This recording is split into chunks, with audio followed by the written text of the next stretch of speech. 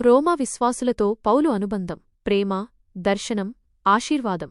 ప్రియమైన సహోదర సహోదరీలారా, ఈ రోజు మనం అపొస్తలుడైన పౌలు రోమాలోని పరిశుద్ధులకు వ్రాసిన పత్రిక 1వ అధ్యాయం 8వ వచనం నుండి 15వ వచనం వరకు ఉన్న అమూల్యమైన మాటలను ధ్యానిద్దాం. ఈ వాక్యభాగం పౌలు హృదయాన్ని, రోమా విశ్వాసుల పట్ల ఆయనకు ఉన్న లోతైన ప్రేమను, వారిని కలుసుకోవాలనే ఆయన తీవ్రమైన కోరికను, ఆ కోరిక వెనుక ఉన్న దైవిక ఉద్దేశాన్ని స్పష్టంగా తెలియజేస్తుంది.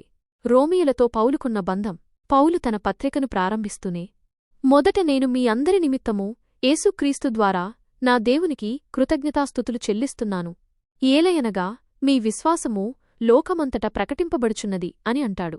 ఇక్కడ మనం గమనించాల్సింది, పౌలుకు వ్యక్తిగతంగా రోమాలోని చాలామంది విశ్వాసులతో పరిచయం లేదు. అయినప్పటికీ వారి విశ్వాసం లోకమంతటా చాటిచెప్పబడుతుందని వినడం ఆయనకు ఎంతో సంతోషాన్ని, కృతజ్ఞతను కలిగించింది.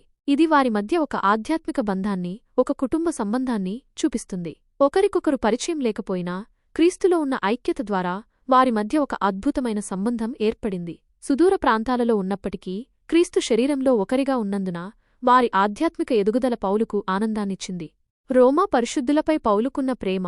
తరువాత పౌలు, నేను దేని విషయమై ప్రార్థన చేయుచున్నానో దానిలో నేను నిరంతరము మిమ్మును జ్ఞాపకము చేసుకొనుచున్నాను గనుక నా ఆత్మతో సువార్త ప్రకటించుచున్న నా దేవుడు నాకు సాక్షి అని చెప్తాడు. పౌలు తన ప్రార్థనలలో రోమా విశ్వాసులను ఎల్లప్పుడూ జ్ఞాపకం చేసుకుంటున్నానని దేవుని సాక్షిగా ప్రకటిస్తున్నాడు. ఇది కేవలం మాటలు కాదు, ఆయన హృదయం నుండి వచ్చిన లోతైన ప్రేమకు నిదర్శనం. అపొస్తలునిగా ఆయన పరిచర్యలో ఉన్న బిడ్డలుగా వారిని చూశాడు. వారి ఆధ్యాత్మిక శ్రేయస్సు పట్ల ఆయనకు నిజమైన శ్రద్ధ ఉండేది. ఈ ప్రేమ కేవలం మానవ సంబంధమైనది కాదు, క్రీస్తు ప్రేమ ద్వారా ఏర్పడిన దైవిక ప్రేమ. వారిని దర్శించాలనే కోరిక. పౌలు తన ప్రార్థనలో వారిని దర్శించాలనే తన కోరికను వెల్లడిస్తాడు. నేను ఎలాగైనను దేవుని చిత్తమును బట్టి మీ యొద్దకు వచ్చుటకు నాకు మార్గము లభించునట్లు నిరంతరము విజ్ఞాపన చేయుచున్నాను.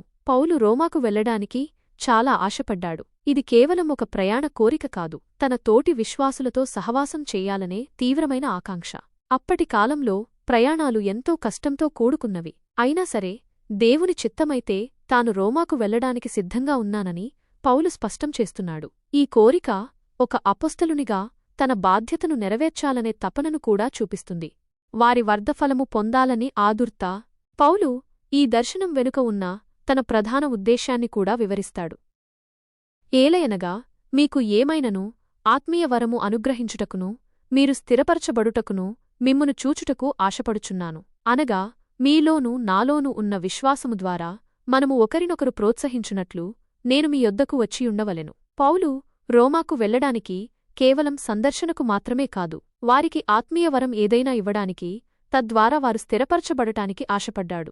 ఆత్మీయ వరమంటే అది బోధన కావచ్చు, ప్రోత్సాహం కావచ్చు, ప్రార్థన కావచ్చు, లేదా దేవుని ఆత్మ ద్వారా లభించే ఏదైనా బహుమతి కావచ్చు. తన ద్వారా దేవుని ఆశీర్వాదం వారికి చేరాలని పౌలు కోరుకున్నాడు. ఇంకా మీలోనూ నాలోనూ ఉన్న విశ్వాసము ద్వారా మనము ఒకరినొకరు ప్రోత్సహించునట్లు అని చెప్పడం ద్వారా పౌలు కేవలం ఇచ్చేవానిగా కాకుండా వారితో సహవాసం చేయడం ద్వారా తాను కూడా ప్రోత్సాహాన్ని పొందాలని ఆశించాడు. దేవుని రాజ్యములో మనం ఒకరికొకరం ఆధారపడి ఉన్నామని, ఒకరికొకరం ప్రోత్సాహాన్నిచ్చుకుంటూ పుచ్చుకుంటూ ఉంటామని ఈ మాటలు తెలియచేస్తున్నాయి. ఇది నిజమైన సంఘ సహవాసానికి అద్భుతమైన ఉదాహరణ. అపొస్తలుడైన పౌలు కూడా విశ్వాసుల నుండి ప్రోత్సాహాన్ని ఆశించాడు అనడం ఆయన వినయాన్ని, సంఘం యొక్క పరస్పర ఆధారిత స్వభావాన్ని వెల్లడిస్తుంది. దర్శనం వెనుక దాగిన హేతువు.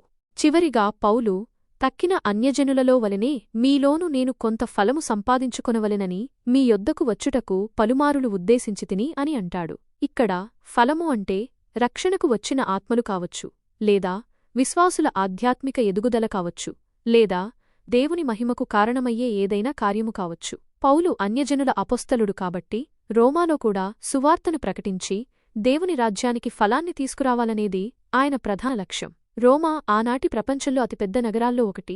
అక్కడి విశ్వాసం ప్రపంచమంతటా ప్రకటింపబడుతుంటే అక్కడ సువార్తను మరింత బలంగా స్థాపించడం ద్వారా దేవునికి గొప్ప మహిమ కలుగుతుందని పౌలుకు తెలుసు. ఈ మాటలు పౌలు తన పరిచర్య పట్ల ఎంత నిబద్ధతతో ఉన్నాడో తెలియజేస్తాయి. సువార్తను ప్రకటించి ఆత్మలను రక్షణలోనికి నడిపించడం, విశ్వాసులను స్థిరపరచడం అనేది ఆయన జీవిత లక్ష్యం. రోమాలో ఈ కార్యం నెరవేరాలని ఆయన తీవ్రంగా ఆశించాడు. ప్రియమైన దేవుని బిడ్డలారా, ఈరోజు మనం పౌలు హృదయాన్ని చూశాం. ఆయనకు రోమా విశ్వాసులతో ఉన్న ప్రేమ, వారి పట్ల ఆయనకున్న శ్రద్ధ, వారిని దర్శించి ఆశీర్వదించాలనే ఆయన కోరిక మరియు దేవుని రాజ్యానికి ఫలము తీసుకురావాలనే ఆయన తపన, ఇవన్నీ మనకు ఎన్నో పాఠాలను నేర్పుతాయి. మనం కూడా ఒకరినొకరు ప్రేమించాలి, ఒకరి ఆధ్యాత్మిక ఎదుగుదలకు ప్రార్థించాలి, ఒకరినొకరు ప్రోత్సహించుకోవాలి మరియు సువార్తను ప్రకటించి దేవుని మహిమను చాటి చెప్పాలి. ఈ వాక్యభాగం ద్వారా దేవుడు మిమ్మల్ని ఆశీర్వదించునుగాక. ఆమెన్.